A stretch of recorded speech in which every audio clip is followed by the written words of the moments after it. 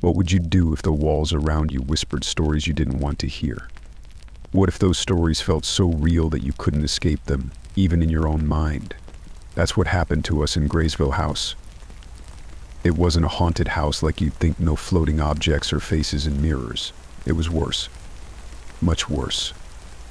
The kind of horror that doesn't let you know it's there until it's too late. The first time we drove up to Graysville House, it didn't look like a place that would unsettle you. It wasn't the dilapidated, creaky mansion you'd expect from ghost stories. No peeling paint, no broken windows. It was a perfectly preserved 19th century house, sitting just outside a quiet, forgotten town in Mississippi. The kind of place that still had a small post office and a single diner. My wife, Emily, loved the history of it, the high ceilings, the intricately carved wooden banisters, and the sprawling garden that stretched far behind it, swallowed by the surrounding woods. Emily had found it through an online listing, some old family selling off properties, and we jumped at the chance.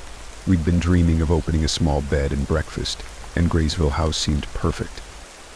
Affordable, with a long history we could weave into the theme of our place. The locals even mentioned how it was rumored to be one of the oldest homes in the county. There was a certain charm to it, a kind of quietness you only get in small towns. But that quietness soon turned suffocating. The first night, I couldn't sleep. Not because I was scared at that point. Fear wasn't even in the picture. I just couldn't get comfortable.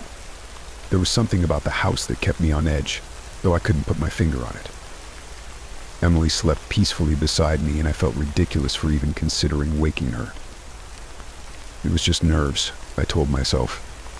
Buying a place this old, this full of history, it had to play tricks on your mind.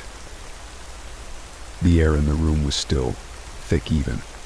I could hear the faint hum of crickets outside, the occasional rustle of leaves in the wind. But there was something else. At first I thought it was the plumbing. An old house like this must have pipes that groan. But it wasn't the kind of sound you could trace back to the walls or floors. It was subtle, almost like a murmur, a whisper that drifted through the house when everything else was silent. I laid there straining to hear it again, but nothing. Just the usual noises of an old house settling in the night. I finally drifted off, though my sleep was shallow, interrupted by vague dreams I couldn't recall the next morning. Emily was in her element the next day, excited to start making plans for renovations. She wanted to keep the place as authentic as possible, preserving its charm while making it livable. She started in the basement, eager to see if there was any old furniture or artifacts left behind. I had no desire to follow her down there, preferring to stay upstairs and measure rooms for potential guests. I couldn't explain it, but the basement unnerved me. The stairs creaked under her feet as she descended, and I listened as her footsteps disappeared into the depths. After a few minutes, Emily called out to me, her voice echoing from below. I walked over to the top of the stairs. "There's something you should see." Her voice had an odd tone to it, not excited exactly, but not quite frightened either. I hesitated before going down. The basement was damp and smelled of earth, the walls lined with shelves covered in dust and cobwebs. In the far corner, Emily stood beside a large metal well cover. It was out of place, something you'd expect to see outside, not inside a basement. The well itself was wide, much wider than I'd ever seen before, with a thick, heavy metal lid resting on top. "Why would they have a well in the basement?" she asked, her voice barely above a whisper. I didn't know. It felt wrong, though. There was a chill down here that wasn't present anywhere else in the house. Something about that well that drew your eyes in, made you feel like you were staring at something you shouldn't. "I don't like it," I muttered, backing away. Emily, who had always been the braver one between us, seemed reluctant to approach it too. We left the basement after that, convincing ourselves that it was just part of the house's odd charm. After all, old places like this always had quirks. But that night, the whispering returned. Only this time it wasn't just noise. I could hear words, faint, incoherent at first, but then unmistakable. "Help us." I shot up in bed, my heart racing. The room was dark, Emily asleep beside me, the house still. I strained to hear it again, but it was gone. Just as I was about to lay back down, the bed jolted. Not a soft shake, but as if someone had slammed their fist down on the mattress. I turned to Emily. She was still, her breathing steady, completely unaware. I tried to tell myself I had imagined it, but deep down I knew something was wrong. Something in Graysville House was watching us, and it wasn't friendly. The next morning I was hesitant to bring up what happened the night before. Emily seemed so content, already flipping through brochures for local contractors to help with the renovations. She didn't need to know how paranoid I was feeling, or at least how paranoid I thought I was. Maybe it was just nerves after all. Moving into a place with so much history, some unease was natural, right? But then Emily said something that stopped me cold. "I had the strangest dream last night," she said, stirring her coffee at the breakfast table. I tried to play it off casually, my heart pounding in my chest. "Oh, what about?" She took a sip before answering. I was standing at the top of the basement stairs, looking down into the dark. There was this voice calling out to me. It kept repeating, "Come down. Come down." I wanted to ignore it, but my legs started moving on their own, like I couldn't stop. The closer I got to the bottom, the louder it got, until I felt something tugging at me, pulling me down. Her words felt like a punch to the gut. The same voice I'd heard, those same whispers, was she hearing them too? But how could I explain that without sounding crazy? Instead, I nodded, trying to keep my voice steady. "Must be the stress of moving," I said. "This place is old. It has a strange vibe." Emily agreed, but I could tell she wasn't fully convinced. Neither was I. The day passed uneventfully, but I couldn't shake the feeling of being watched. Every room I walked into, every corner of the house, it felt like something unseen was lurking, just beyond my field of vision. There were moments where I thought I saw shadows move in the corners of my eye, but when I turned to look, there was nothing there. My nerves were on edge, and every creak of the floorboards or gust of wind outside sent a shiver down my spine. By late afternoon, Emily decided to head into town to pick up supplies, leaving me alone in the house. As soon as the front door closed behind her, the atmosphere shifted. The house seemed heavier, darker, like the walls were closing in on me. I tried to distract myself by unpacking boxes, but every little noise echoed louder than it should have. Then, as I passed by the basement door, I heard it again. "Come down." It wasn't a whisper this time. It was clear, distinct. A voice, low and gravelly, like it was coming from the depths of the earth. My heart pounded in my chest, but I stood frozen in place, staring at the closed door. "Come down." I reached for the door handle, my hand trembling.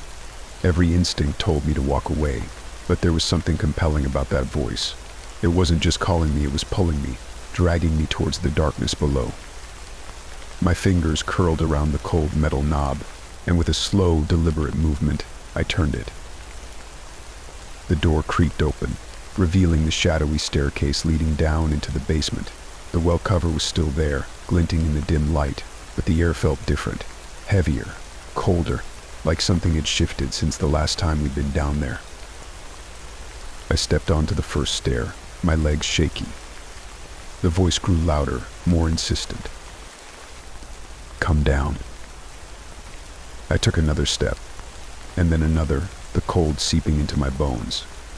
Halfway down, I realized something strange. The sound wasn't just coming from below. It was surrounding me, as if the walls themselves were whispering to me, urging me deeper into the house's bowels. I was almost at the bottom when the voice changed. It wasn't just calling me anymore. It was mocking me. "You can't leave. You're part of this now." My foot slipped on the last stair, sending me sprawling onto the cold concrete floor. Pain shot up my leg, but it was drowned out by the overwhelming sense of dread. The voice was louder now, coming from all around me, filling the basement with a cacophony of taunts and jeers. Then the whispering stopped. The silence was worse. I scrambled to my feet, gasping for breath, and backed away from the well. My back hit the wall, and that's when I felt it something cold, smooth, and metallic. I turned, and my heart nearly stopped. There was another door, hidden in the wall. A small, iron door that hadn't been there before. My breath caught in my throat as I reached out and touched it.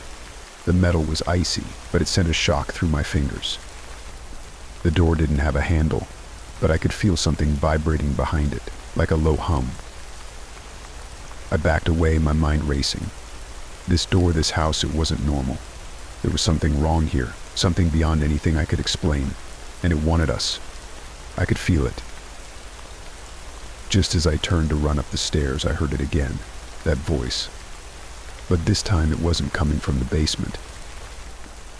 It was coming from upstairs. Help us. My legs nearly gave out as I bolted up the stairs, slamming the door behind me. I collapsed against it, my breath ragged, my heart hammering in my chest. The house was silent again, but I knew I wasn't alone. Whatever was in the basement, it wasn't just confined to that space.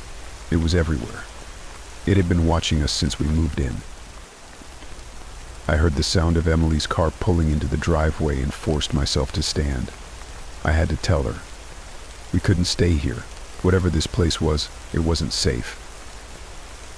But when Emily walked through the front door, she wasn't alone. Emily entered the house, smiling as she carried a few bags of groceries. But something was wrong.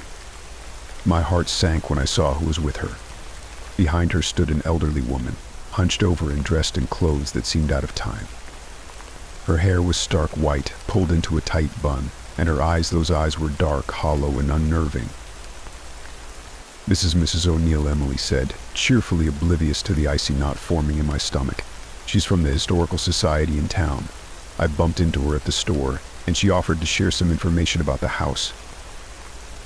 Mrs. O'Neill didn't speak. She just stood there, staring at me. Her gaze felt like it was stripping away every layer of pretense I had built up, as though she could see the fear I was desperately trying to hide. I swallowed hard, trying to shake off the feeling. That's great," I stammered, forcing a smile. "Nice to meet you." The old woman's lips curled into a thin, humorless smile. "Pleasure's mine," she rasped, her voice rough and cracked, as if she hadn't spoken in a long time. "This house is quite the history, you know." I nodded, though I had no interest in hearing it. All I wanted was to get Emily out of the house and never come back. But I couldn't bring myself to say that in front of Mrs. O'Neill.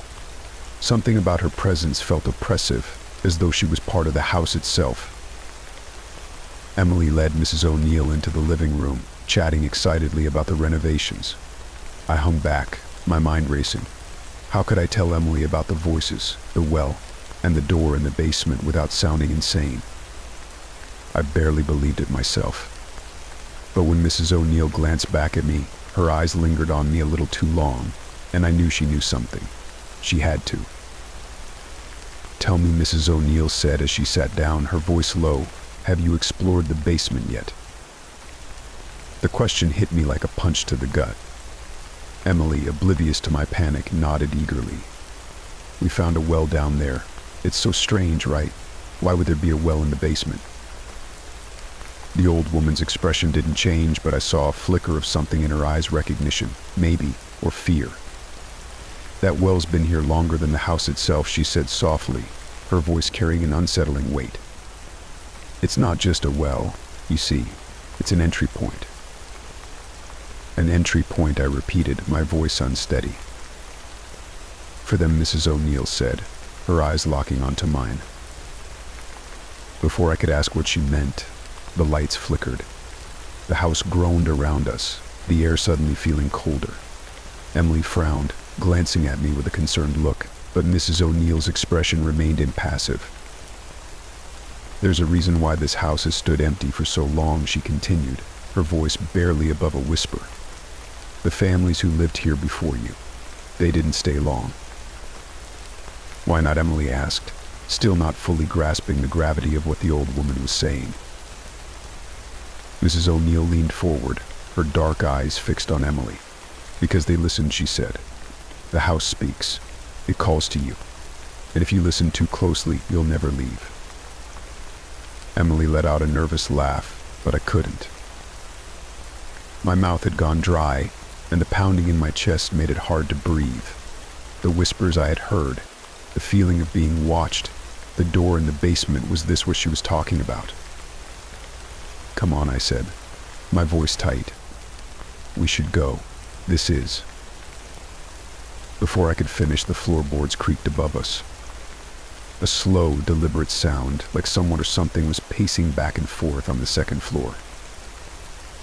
Emily's eyes widened, and she shot me a nervous glance. Is there someone upstairs? I shook my head. No one else is here. Mrs. O'Neill remained seated, her eyes closed as if listening to something only she could hear. It's them, she whispered. They're restless tonight. I couldn't take it anymore. We need to leave, I said, grabbing Emily's arm. Now. Emily hesitated, clearly confused and frightened by my sudden urgency, but she didn't argue. Mrs. O'Neill didn't move as we headed for the door. As we reached the entryway, I turned back to look at her. Who are they? I asked, my voice barely audible. She opened her eyes slowly and looked directly at me. The ones who were never found, she said.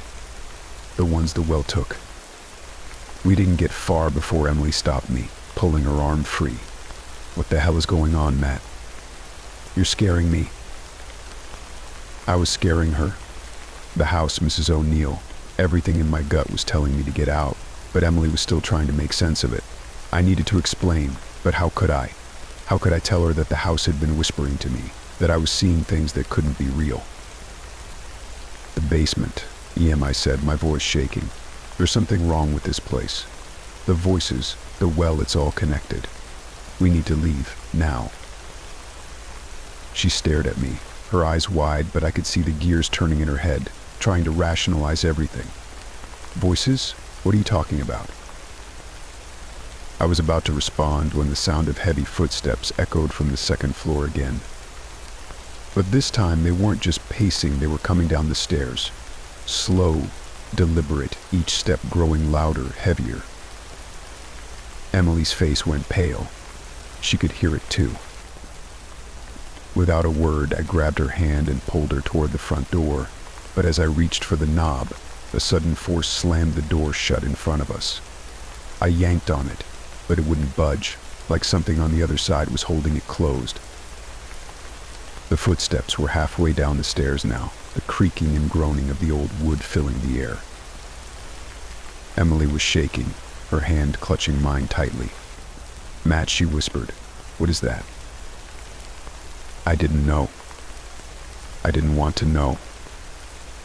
The sound stopped. Silence. The kind that makes your skin crawl, that fills the air with a thick, oppressive weight. For a moment I thought maybe it was over. Maybe whatever had been coming down the stairs was gone. But then we heard it, a soft, wet sound, like something dragging along the floor. I turned slowly, and there at the bottom of the stairs was a figure. Not human, not entirely. Its body was twisted, deformed, dragging itself toward us with slow, jerking movements. The face, or what was left of it, was bloated and pale, its eyes black and hollow. Emily screamed, but the sound barely registered in my mind. My entire body went numb with terror. It was real. Whatever this thing was, it was real, and it was coming for us. I pulled Emily back, desperate to find another way out, but the windows were locked, and every door refused to open. The house was trapping us, just like Mrs. O'Neill had warned. We were part of it now. The figure was closer, its raspy breath filling the air.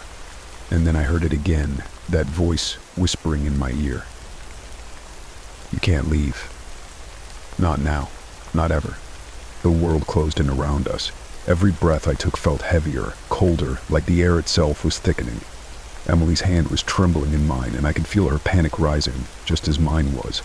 We had to get out, but the house wasn't letting us leave. It was as if the very walls were watching, listening, breathing. I pulled Emily towards the back door, praying that it hadn't sealed itself like the others. The twisted figure dragging itself across the floor was slower now, but that didn't make it any less terrifying. Its eyes, those hollow, black pits, never left us. "Matt, what the hell is that?" Emily's voice was strained with fear. "I don't know," I managed to choke out, "but we need to move. Now." We reached the kitchen, the air colder than before, and I yanked on the back door. It didn't budge. Panic clawed at my chest. I slammed my shoulder into it, again and again, hoping to break it open, but it was no use. Something was keeping us inside, someone was keeping us inside. Emily screamed, and I spun around. The figure had reached the kitchen threshold. Its body jerked unnaturally as it dragged itself forward, bones cracking with every movement. I could smell it now, the stench of decay, of something that had been rotting for far too long. My stomach turned. "We can't stay here," I muttered, my voice barely above a whisper, but my mind was racing. The house was alive. The doors locked, the windows bolted shut. There was nowhere to go, nowhere to hide. But then I remembered the basement. The thought alone filled me with dread. But what choice did we have? There was a chance, just a chance, that there was another way out through there, some kind of cellar door leading outside. I'd heard of old houses like this having exits underground, though the idea of going deeper into the house's guts made my skin crawl. I grabbed Emily's arm. "We have to go downstairs." "Are you insane?" she cried, her eyes wide with disbelief. "You want to go deeper into this place?" "There might be a way out through the basement," I said, forcing my voice to stay steady. "We can't just stay up here. It's not safe." Emily looked at me, then at the figure that was now barely a few feet away. She didn't argue. Instead, she nodded, though her face was pale with fear. We ran toward the basement door, and as we reached it, I flung it open. The smell of dampness and cold earth hit us immediately, and the stairs leading down disappeared into blackness. I fumbled for the light switch, but nothing happened. The power was out. "No time," I muttered, grabbing Emily's hand again. We descended into the dark. The basement was colder than I remembered. The air felt thick, oppressive, as though the very weight of the house was bearing down on us. Emily clung to my side, her breath shallow and quick, but she stayed silent, her terror mirrored in my own. I wished I had grabbed a flashlight, but it was too late for that now. We had to move, and fast. I could still hear it upstairs, the wet, dragging sound of that thing, slowly making its way toward the basement door. As we reached the bottom of the stairs, my foot slipped, and I nearly tumbled into the darkness. But I caught myself, cursing under my breath. Emily squeezed my arm. "What now?" she whispered. I didn't answer right away. I was scanning the basement, trying to make sense of the shadows, to find any hint of an exit, but there was nothing, just the cold, stone walls and the faint glint of the well in the far corner. The well. "No," I muttered, the realization dawning on me. It can't be. "What?" Emily asked, her voice rising in panic. "What's wrong?" "That's the only way out," I said, pointing at the well. Her eyes widened in disbelief. "You want us to go down there?" I didn't want to go down there. I didn't even want to look at it. But what choice did we have? The house was alive. The thing upstairs was getting closer, and there was no other way out. Whatever was waiting for us down there, in that well, it had to be better than what was coming after us. "I'll go first," I said, trying to sound braver than I felt. "If it's safe, I'll pull you down after me." Emily shook her head, her eyes filling with tears. "Matt, please?" But before she could finish, the basement door creaked open. The dragging sound was louder now, closer. We didn't have time. "Come on," I urged, grabbing the rope that was coiled next to the well. "There's no other way." Without waiting for her response, I swung one leg over the edge of the well and began lowering myself down. The rope was rough against my hands, and the damp air rising from the well was suffocating. I could hear my heartbeat pounding in my ears as I descended into the darkness, and every instinct screamed at me to stop. Halfway down, I paused. There was something strange about the well's interior. Etched into the stone walls were symbols, markings that I didn't recognize, but they radiated a sense of wrongness. They seemed to pulse, as though alive, as though watching me. "Matt," Emily's voice drifted down, trembling. "I'm almost there," I lied, though I wasn't sure if I even wanted to reach the bottom. The darkness below felt endless, a void that seemed to pull at me, beckoning me deeper. And then I heard it whispers. Faint at first, barely audible, but growing louder with every second. It wasn't just one voice, it was many, overlapping, intertwining, filling the well with a chorus of pleading, angry and mocking tones.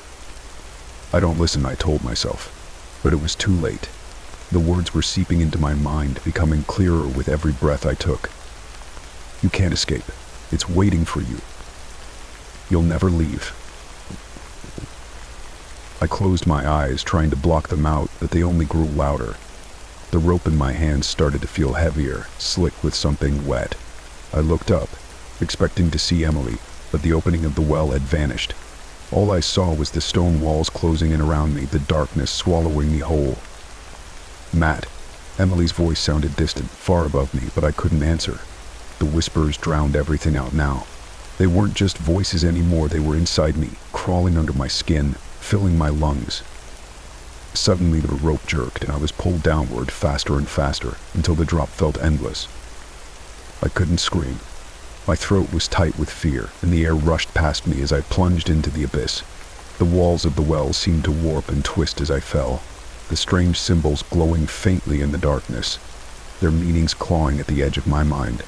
Every second, the whispers grew louder, more invasive. It was like they were trying to crawl into my thoughts, to plant themselves there and take root. And then, without warning, the fall stopped. I hit the ground with a jarring thud, my knees buckling beneath me as I collapsed into a heap. The impact knocked the air from my lungs, and for a moment, all I could do was lie there, gasping in the pitch black, struggling to catch my breath. The cold, damp stone beneath me seemed to pulse, almost as if the ground was breathing. Slowly, painfully, I sat up, feeling my way around. The floor was slick with something wet, too wet. My hands came away sticky, and a deep, metallic smell filled the air. Blood. God! I gagged, wiping my hands on my jeans as panic surged through me. I couldn't see anything. My mind raced. Where was Emily? How far down had I fallen? And what was waiting down here? Emily, I tried to shout, but my voice cracked, barely louder than a whisper. The words echoed back to me, distorted and mocking. And then I heard it again, the dragging sound, but this time it wasn't coming from above. It was right there in the darkness with me. I froze, every muscle in my body tensing as I strained to listen. The sound was slow, deliberate, like something heavy was being pulled across the stone floor, inch by inch. It was close, too close. I backed up against the wall, my breath coming in shallow gasps, my eyes strained against the darkness, trying to make out any shape, any movement. But there was nothing, just the oppressive blackness and that awful, slow scraping noise. And then, in the faint glow of the symbols on the walls, I saw a figure, hunched and twisted, dragging itself toward me. My heart hammered in my chest as I pressed myself harder against the wall, my hands scrabbling at the stone, searching for any way out. But there was nowhere to go.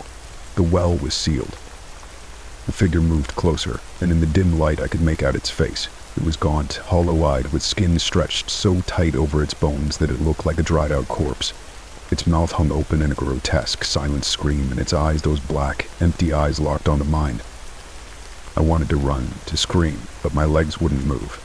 I was frozen, trapped by the gaze of this thing, whatever it was. The dragging sound stopped, and the figure tilted its head as if studying me. And then slowly, it raised a hand, reaching out toward me. That was when I felt it, a cold, slimy hand on my shoulder. I whipped around, my heart slamming against my ribs. There was no one behind me, just the wall. But the hand was still there. I screamed, finally breaking free of the paralysis that had gripped me, and threw myself away from the wall, scrambling across the slick floor. The figure lurched forward, moving faster now, its hand still outstretched, its dead eyes locked on mine. No, no, no. I scrambled backward, my hands slipping in the blood. My heart pounded in my chest, my mind racing with panic. I had to get away. I had to find Emily. I had to survive. But the figure kept coming, relentless and silent, its movements jerky and unnatural. My back hit something hard, another wall. I was trapped. The figure was almost on me now, its hand inches from my face. I could smell it decay, death, something ancient and rotten. And then, out of nowhere, a voice cut through the darkness. Matt. On. It was Emily.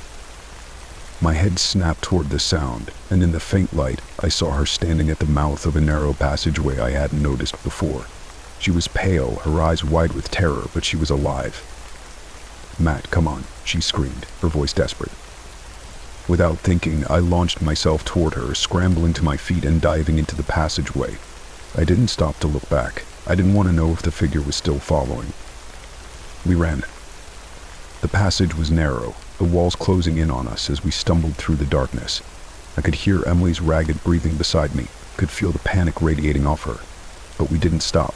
We couldn't stop.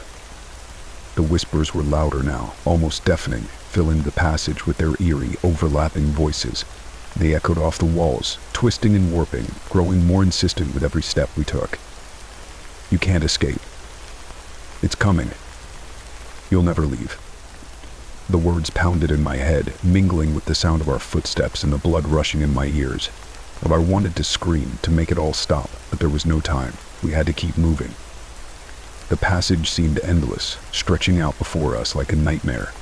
The air was thick, oppressive, and the darkness seemed to press in from all sides.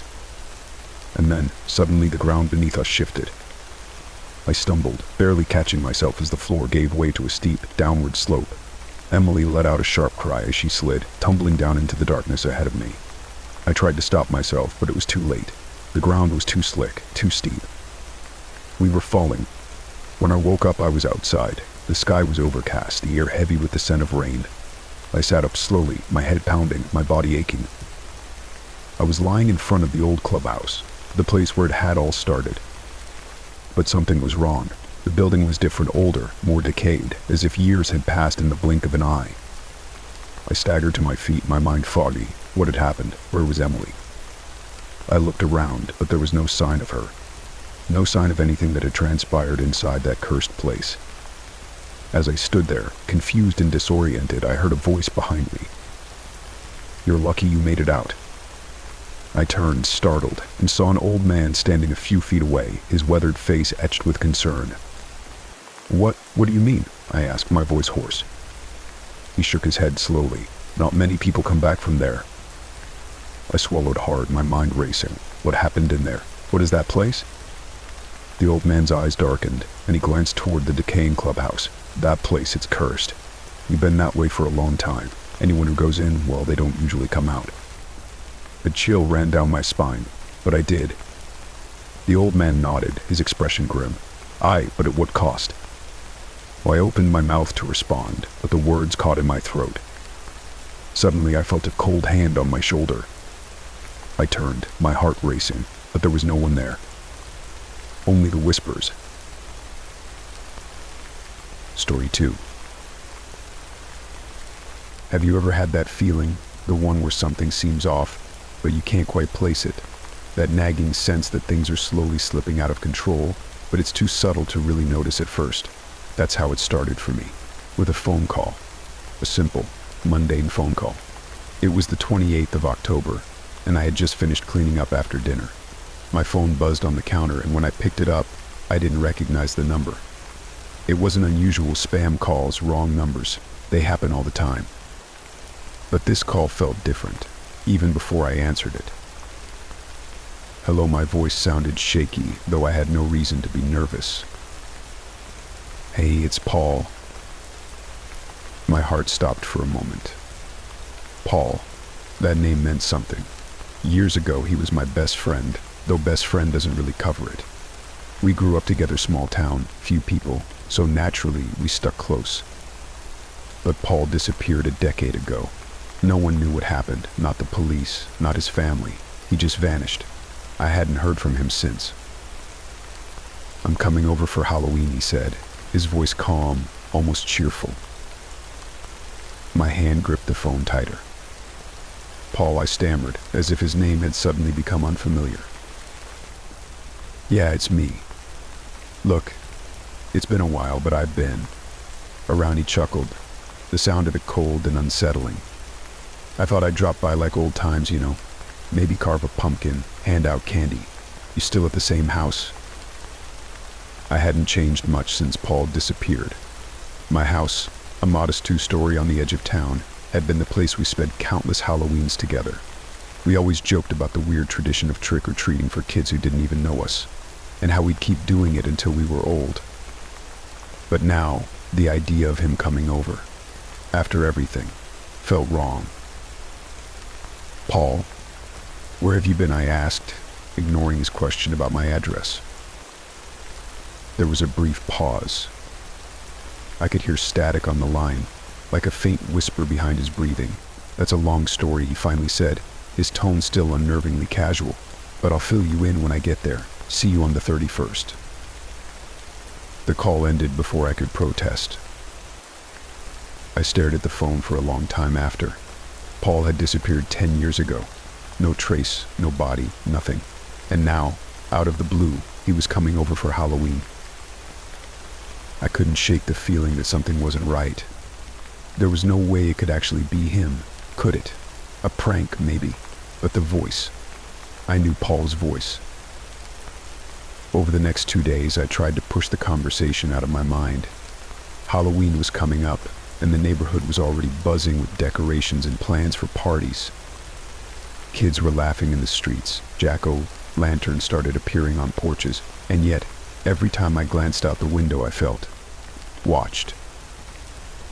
I told myself it was paranoia. Maybe some buried trauma about Paul's disappearance was coming back, manifesting in weird ways. I never got closure. None of us did. It was an open wound in the fabric of our small town. And yet, the idea of him showing up in 3 days, after all this time, it gnawed at me like an infection. That night, I got another call. Same number. "I hope you're ready," Paul said, his voice calm as ever. "I'll be there soon." "Paul, stop this. Where have you been? You can't just..." I said I'd fill you in when I get there. Don't worry. It'll all make sense soon.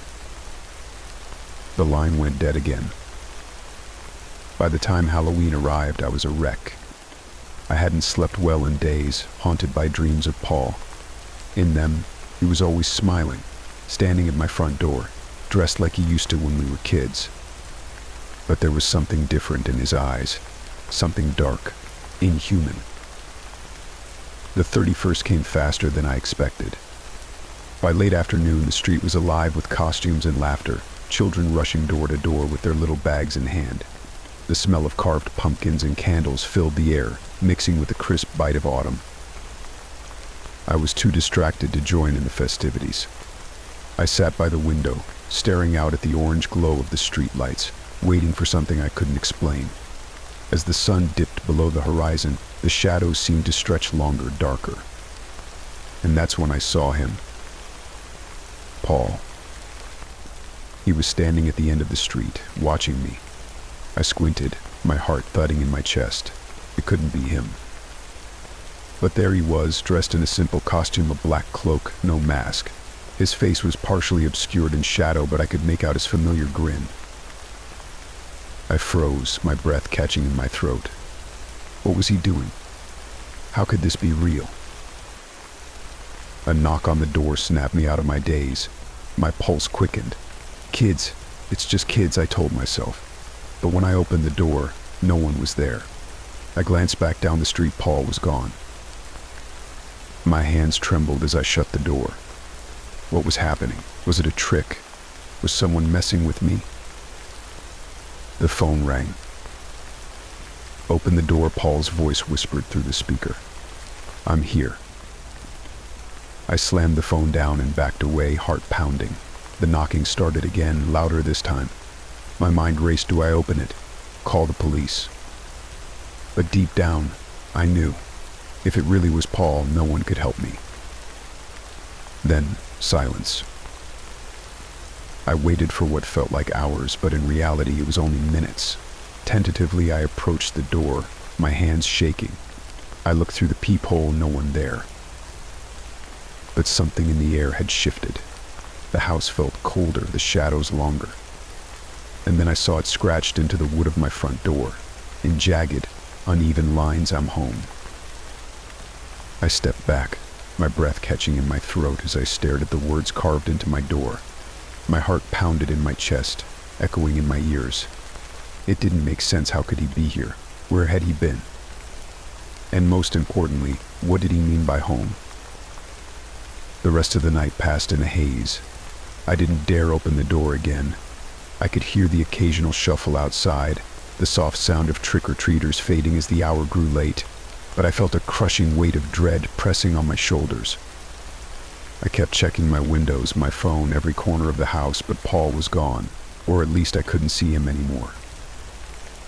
By midnight, I tried to convince myself that it was all some twisted joke. Someone must have been playing a sick prank. But deep down, I knew it wasn't a prank. I knew that handwriting. It was Paul's.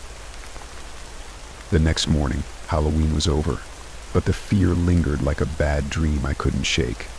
I didn't sleep at all. Instead, I sat in the living room, staring at the front door, waiting for something to happen. At 8 a.m., there was another knock. This time it wasn't Paul. I opened the door to find a man in his mid-30s standing there, holding a clipboard. He was dressed in a rumpled coat and looked tired, as if he'd been up all night. His badge, clipped to his jacket, identified him as Detective Murphy. "Morning," he said, his voice rough, like he'd been talking for hours. "You're Liam, right?" I nodded, unsure of what to say. Why was a detective at my house? "I'm here about Paul Sanderson," Murphy continued, flipping through a few pages on his clipboard. "You were close to him." I blinked, my mind racing. This didn't make sense. Paul disappeared years ago. Why would a detective be looking for him now? "He's dead, isn't he?" I blurted, before I could stop myself. Murphy looked up, his eyes narrowing slightly. "That's the thing. We thought he was dead. But there's more to it than that." He paused, taking a deep breath, as if preparing to drop a bombshell. "Someone matching his description has been seen in multiple towns across the state. But here's the kicker, he doesn't look like he's aged a day." My blood ran cold. Not aged a day? "We've had reports of him showing up at people's houses, just like you described, calling them, visiting them, but it's not really him." "What do you mean, not really him?" I asked, my voice barely a whisper. Murphy hesitated. He scratched the back of his neck, clearly uncomfortable. "We don't know yet, but everyone he's contacted, well, let's just say they haven't been the same after. Some disappear, others they change." "Change how?" I asked, a knot forming in my stomach. "They become obsessed. Paranoid. One woman was found mumbling to herself, claiming he's in the house. Another guy, he just vanished without a trace." I swallowed hard. "What are you saying?" Murphy fixed me with a grim look. "I'm saying that if Paul is reaching out to you, it's not a good sign. You need to be careful." Over the next few days, I tried to heed Murphy's warning. I ignored the calls, even when the same number flashed on my phone screen, over and over. The voicemails piled up, each one creepier than the last. "Why aren't you answering?" Liam Paul's voice was cheerful, but it was the kind of cheerfulness that felt wrong. Hollow. "I'm still coming over, you know, just like old times." The more I ignored him, the worse it got. By the second week of November, the phone calls turned into knocks at the door. At first they were infrequent, just at night. But soon they happened at all hours, early morning, midday, late at night. Always the same steady, deliberate knocking. And when I checked the peephole, nothing. It was driving me insane. I started to notice other things, too. Objects in my house weren't where I left them. A photo frame on the mantel would be tilted ever so slightly. My bedroom window, which I always kept closed, would be cracked open in the morning. I began to hear whispers, faint, just on the edge of my hearing, especially at night when the house was quiet. Paul's voice, it was everywhere. Then, one night, as I lay in bed staring at the ceiling, I heard footsteps inside my house. I froze, every muscle tensing as the sound grew louder. Someone was walking down the hall, slow, deliberate steps. My throat tightened. I couldn't move. I couldn't breathe. The footsteps stopped just outside my bedroom door. My heart pounded so hard I thought it might burst out of my chest. For a long moment, nothing happened. Then, slowly, the doorknob began to turn. I threw myself out of bed, rushing to lock the door before it could open. The knob rattled violently, and I heard Paul's voice low and sinister just on the other side. "Liam, let me in. You don't need to be scared. It's just me." By the time Detective Murphy came back to check on me, I was a wreck. My house was in shambles, every door and window barricaded, but it didn't matter. Paul was still getting in somehow. Every night, the knocking, the footsteps, the whispers, they were driving me to the edge. Murphy took one look at me and frowned. "It's happening, isn't it?" he asked quietly. I nodded, unable to meet his eyes. "I don't know how much longer I can take it." He sighed and handed me a small notebook. "This is a log of every case we've had with Paul's. Appearances. You're not alone in this, Liam. But I have to warn you, it doesn't end well for most." I flipped through the notebook, my hands trembling. Page after page of people who had seen Paul, spoken to him, let him in, and every story ended the same way: they either disappeared, or worse. "I can't let him in," I whispered, more to myself than to Murphy. Murphy's face darkened. "It's not that simple. Once he sets his sights on you, there's no real escape." I felt a wave of nausea roll over me. Then what do I do? Murphy stared at me for a long moment, then finally said, "You don't let him in, no matter what." That night, as I sat in the darkened house, the knocking came again. But this time, I didn't hide. I stood by the door, staring at it, my heart hammering in my chest. "I'm here." Liam Paul's voice called through the wood, soft and patient. "Let me in." My hand hovered over the lock. The knocking continued, each tap against the door sending tremors through my body. Paul's voice was softer now, almost coaxing. "Liam, open up. It's cold out here." I pressed my palms against my ears, trying to drown out the sound, but it didn't help. His voice seeped through the walls, the windows, the very air around me. I backed away from the door, stumbling over the furniture in my living room, my eyes wide and frantic. "You don't need to be scared anymore. We'll be together, just like we used to be." A memory flashed in my mind: Paul and I sitting on my couch, laughing about some dumb Halloween movie we'd watched as kids. That was the last time I saw him before he vanished. "No," I screamed, shaking my head violently. This wasn't real. It couldn't be. The knocking stopped. The silence that followed was suffocating. I waited, heart pounding, expecting him to say something, to start again. But nothing came. For a moment I allowed myself to believe that maybe, just maybe, it was over. Then, from behind me, I heard the whisper. "I'm already inside."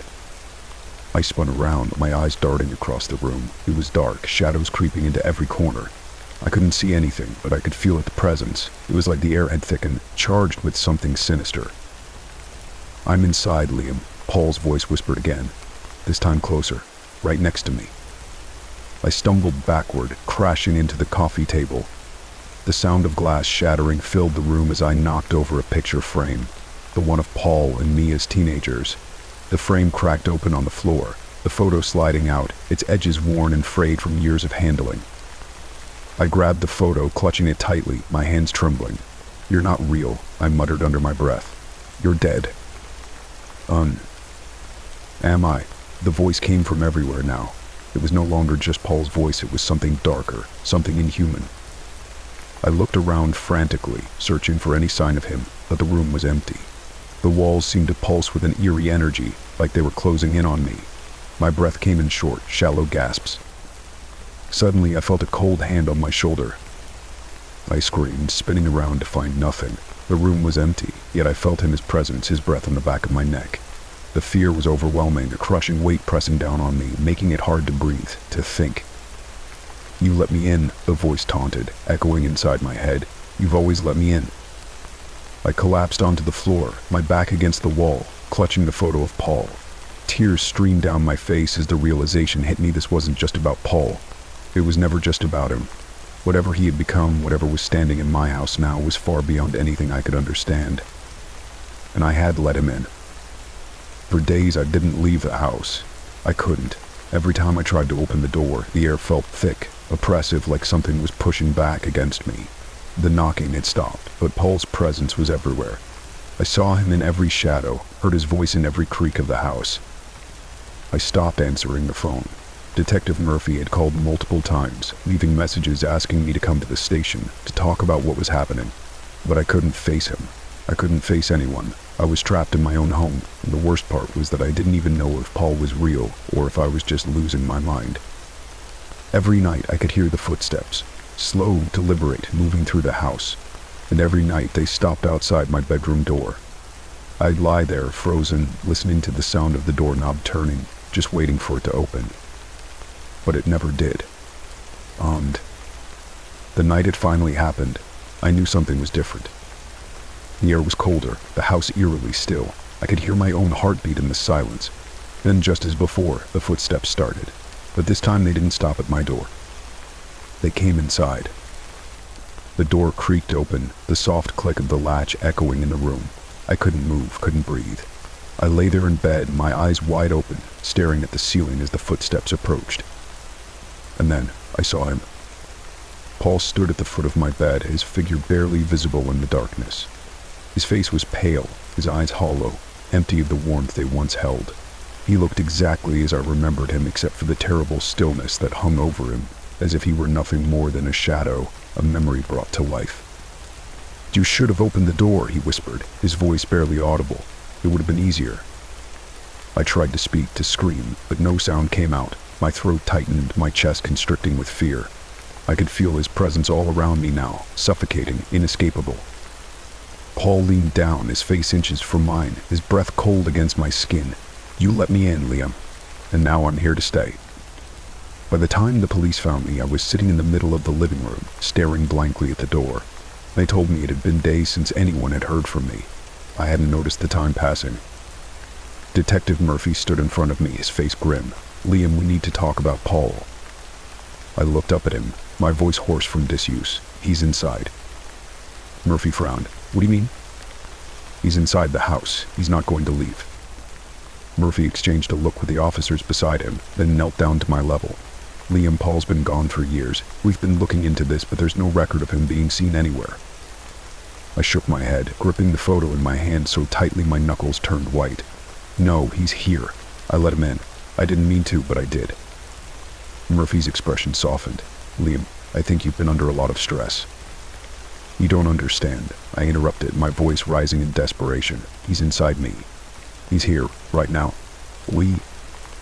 Murphy's face paled, and for the first time I saw a flicker of fear in his eyes. Because the truth was, Paul hadn't just come over for Halloween. He had never left. Never left. As they took me away, I couldn't stop hearing Paul's voice, whispering in my ear, promising that this was only the beginning.